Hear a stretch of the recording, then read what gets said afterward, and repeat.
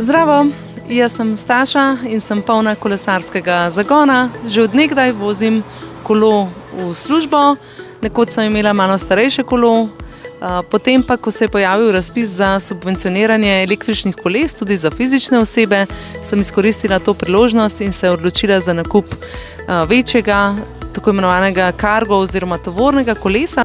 Prednost tovornega kolesa je zame v tem, da lahko z njim prevažam oba mlajša otroka, tako v vrtec kot v šolo. Za mlajšega imamo še dodatni sedež, starejši sedi spredaj, uporabljamo čelade.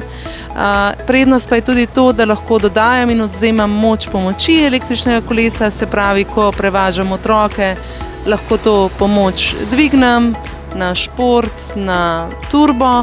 Če pa želim narediti kaj več za sebe in za svojo vzdržljivost, pa zmanjšam na eko pomoč oziroma brez pomoči.